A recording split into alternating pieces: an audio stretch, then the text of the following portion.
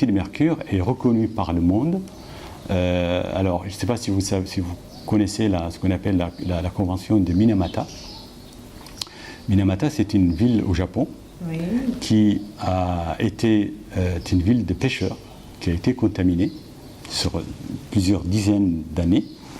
Et en 1950, il y a une maladie qui est apparue et qui a décimé beaucoup de monde.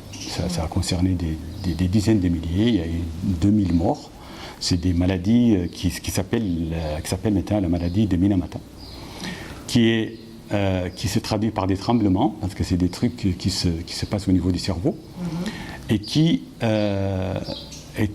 donc le danger était tellement important que ça a provoqué finalement une convention internationale qui s'appelle la Convention de Minamata, et qui a été ratifiée, je ne sais pas si c'est 1973, dans tous les cas qui a été proposée par l'ONU, qui a été ratifiée par beaucoup de pays, et qui interdit l'exportation, l'importation et l'usage du mercure, et des produits issus du mercure.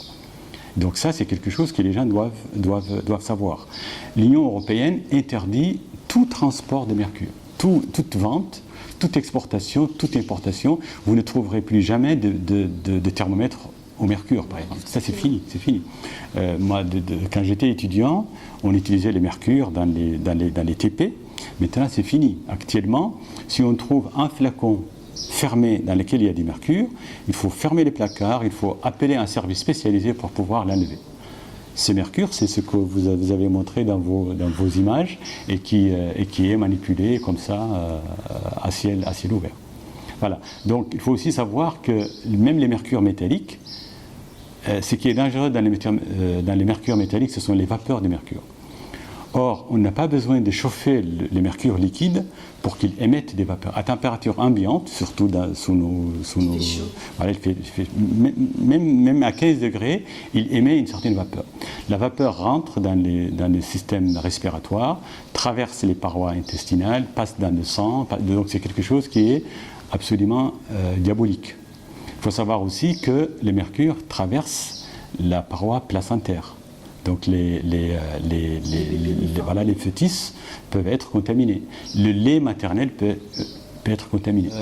C'est un vrai danger pour, évidemment, la biodiversité, pour le PNBA et pour la population. Et c'est un danger qui est difficilement, disons, on peut difficilement remédier après, on peut difficilement décontaminer après.